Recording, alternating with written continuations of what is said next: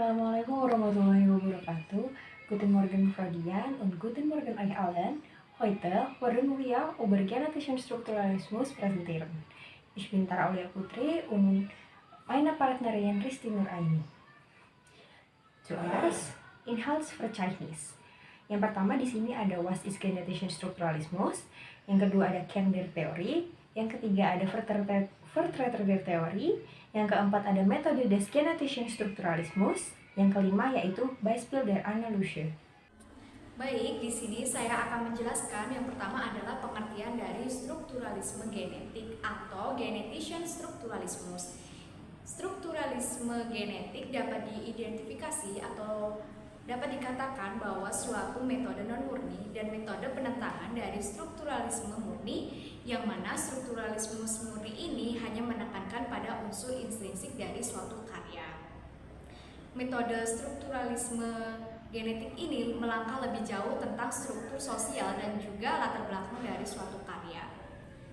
Teori strukturalisme genetik ini muncul dan memicu sejumlah teori analisis baik di Barat maupun di Indonesia. Yang kedua yaitu Kern der Theorie von Strukturalismus Genetik. Jadi di sini strukturalismus genetik ini merupakan teori yang mana berlawanan dengan teori strukturalismus murni.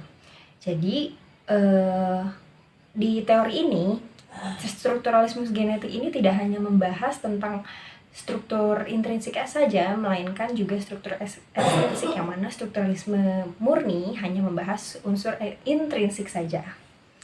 Lalu strukturalisme genetik menggali juga aspek pengarang dan situasi sosial yang melatar belakangi karya sastra tersebut dilahirkan. Lalu yang berikutnya yaitu penelitian dalam pendekatan strukturalisme genetik ini digunakan untuk mengkaji kehidupan pengarang, pengalaman pribadi, pendidikan, dan pandangan dunia mereka. Jadi informasi ini membantu bagaimana pengalaman dan perspektif pengarang tercermin dalam karya sastra tersebut. Jadi intinya kita tidak hanya melihat cerita ini dari permukaan saja, melainkan kita juga menggali dan mendalami pengaruh-pengaruh dari luar yang mendasari cerita tersebut. Lalu yang berikutnya yaitu Vertreter der Theorie von Strukturalisme Genetik. Jadi strukturalisme genetik ini ditemukan oleh seorang filsuf Prancis Romania yang bernama Lucien Goldman. Teorinya itu dikemukakan di bukunya yaitu yang berjudul The Hidden God dalam bahasa Prancis yang terbit pertama kali pada tahun 1956. Jadi menurut Goldman, seperti yang dijelaskan di dalam di buku Farouk, teori ini disebut strukturalisme genetik karena memandang karya sastra sebagai sebuah struktur, namun berbeda dengan pandangan strukturalisme klasik yang melihat struktur sebagai sesuatu yang statis. Goldman menekankan bahwa struktur ini terbentuk melalui proses sejarah yang terus berlangsung, termasuk strukturasi atau pembentukan struktur dan destrukturasi atau pembongkaran struktur yang dialami dan dihayati oleh masyarakat di sekitar karya tersebut. Lalu, di sini juga ada beberapa konsep-konsep yang mendukung teori strukturalisme genetik. Yang pertama yaitu simetri atau homologi, yang mana kesamaan antara struktur karya sastra dengan struktur sosial.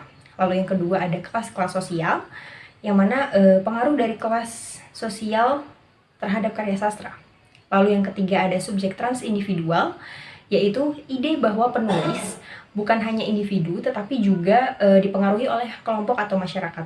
Lalu yang terakhir yaitu pandangan dunia, jadi pandangan penulis terhadap dunia yang tercermin di dalam karya sastra yang dibuatnya. Baik, selanjutnya saya akan menjelaskan tentang metode dari strukturalisme genetik. Yang pertama adalah menschlichen Fakten atau fakta kemanusiaan. Nah, apa sih fakta itu? Fakta adalah segala hasil aktivitas baik secara verbal dan fisik yang berusaha dipahami oleh ilmu pengetahuan. Nah, fakta ini dapat berupa aktivitas sosial, politik, dan kreasi kultural. Fakta kemanusiaan dapat dibedakan menjadi dua, yaitu yang pertama adalah fakta individual, yang kedua adalah fakta sosial.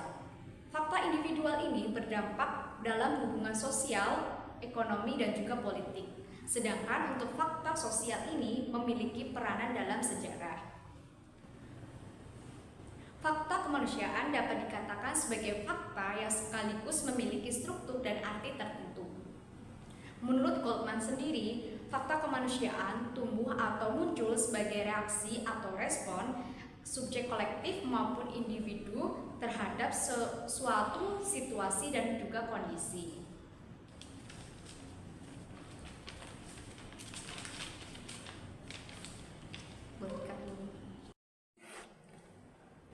Selanjutnya adalah subjek kolektif atau dapat dikatakan subjek transindividual. Subjek individual ini dapat dikatakan sebagai libidinal, yang mana dapat berubah seperti mimpi dan juga tingkah laku orang gila. Yang kedua adalah subjek kolektif, yang merupakan subjek sosial atau historis. Freud sendiri menganggap bahwa subjek dari segala hasil perilaku manusia sebagai individu tertentu. Tidak semua fakta kemanusiaan itu bersumber pada subjek individu. Subjek kolektif ini dapat berupa kelas sosial, yang mana dalam pandangan Marxisme sudah terbukti di sejarah, seperti kelompok kekerabatan. Kelompok tersebut menciptakan suatu pandangan lengkap dan menyeluruh mengenai kehidupan manusia. Selanjutnya adalah struktur. Menurut teori psikologi Piaget, yang mana manusia dan lingkungan selalu berada dalam proses strukturasi timbal balik yang saling bertentangan namun juga saling mengisi. Karya sastra pada dasarnya adalah aktivitas strukturalisasi yang dimotivasi oleh adanya keinginan dari subjek karya sastra yang membangun keseimbangan dalam hubungan dirinya dan juga dengan alam sekitarnya. Selanjutnya adalah pandangan dunia atau Weltanschauung.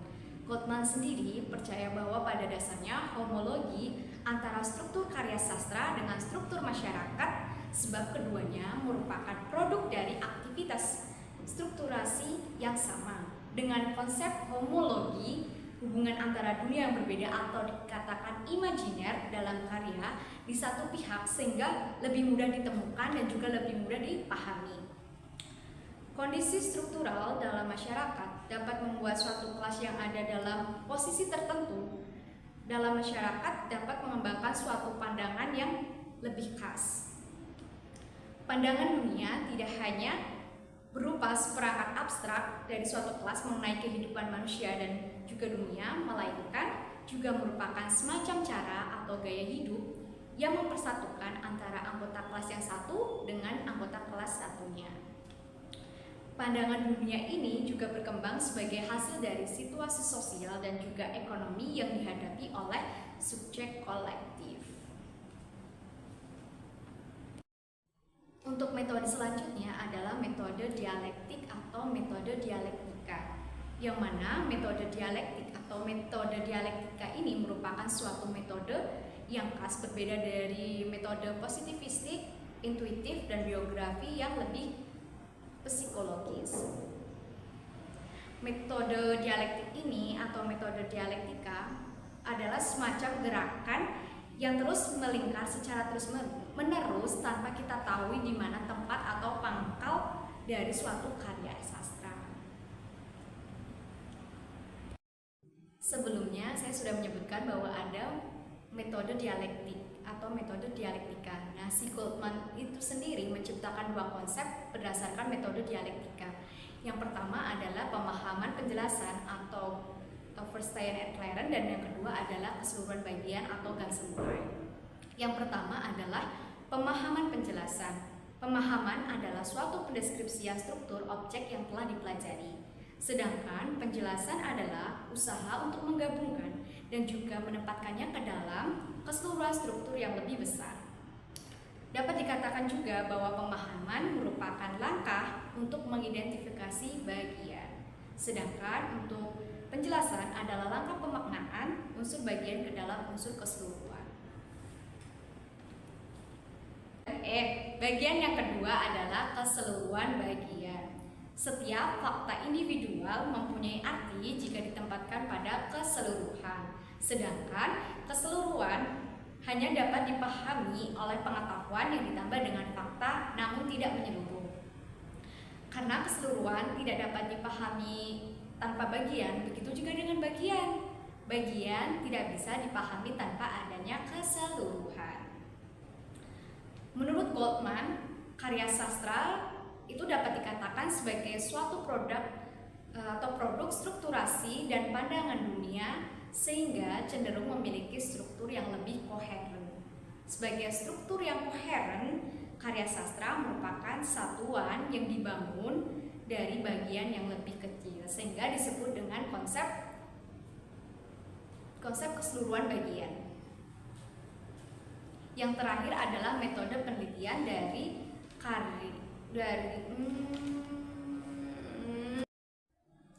Tadi kita sudah belajar tentang metode atau konsep yang dikembangkan oleh Lucian Gottman sendiri. Nah, selanjutnya adalah metode penelitian yang digunakan dalam strukturalisme genetik, yaitu deskriptif kualitatif, yang mana penggunaan metode ini bertujuan untuk mendapatkan gambaran yang jelas tentang objek yang dianalisis atau diteliti. Data yang dikumpulkan pada metode penelitian ini berupa kata-kata, bukan suatu angka atau hitungan. Lalu yang terakhir yaitu analisis des theories, yang mana kami berdua di sini mengambil karya sastra oleh Franz Kafka yang berjudul Die Verwandlung, yang mana roman Die Verwandlung ini menggunakan alur die Außerhandlung yang berarti alur tindakan luar, menggambarkan peristiwa-peristiwa eksternal yang dialami oleh tokoh utama. Jadi di sini mencerminkan perjuangan tokoh utama yang bernama Gregor Samsa dalam menghadapi transformasinya menjadi serangga dan dampaknya pada kehidupan sehari-harinya oleh keluarganya. Lalu di dalam roman ini terdapat tokoh utama yaitu Gregor Samsa bersama dengan keluarganya dan tokoh-tokoh figuran lainnya. Di sini ceritanya mencerminkan tentang dinamika keluarga dan interaksi sosial yang kompleks. Dan berikutnya ada latar tempat dan waktu. Latar tempat yang terfokus pada kamar Gregor dan ruang keluarga menunjukkan keterbatasan ruang fisik yang melambangkan isolasi dan keterasingan. Lalu latar waktu sehari-hari ini menggambarkan rutinitasnya yang monoton dan lumayan mencekam. Lalu roman ini juga menggunakan sudut pandang orang ketiga atau R.R. Celler yang terfokus pada Gregor Samsa yang memberikan kedekatan dengan pengalaman subjektif Gregor sekaligus memberikan jarak analitis pada pembaca untuk melihat kondisi Gregor dari luar. Yang berikutnya yang bisa kita analisis yaitu dari unsur ekstrinsiknya, yaitu kondisi sosial dan budaya. Jadi di roman ini diceritakan juga kondisi sosial dan budaya Praha yang mana menggambarkan perbudakan manusia oleh sistem ekonomi kapitalisme dan dampak industrialisasi. Jadi dapat dilihat di sini sebagai kritik terhadap dehumanisasi yang terjadi di masyarakat kapitalistik, di mana individu seperti Gregor terperangkap oleh pekerjaan yang membosankan dan tidak manusiawi.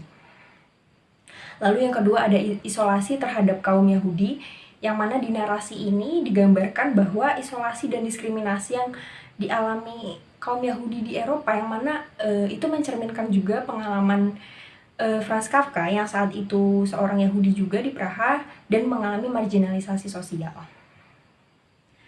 Lalu yang berikutnya ada latar kehidupan sosial dan budaya pengarang, yang mana di sini Franz Kafka itu ditekan oleh sikap otoriter ayahnya yang mempengaruhi pandangan dunianya dan karya-karyanya.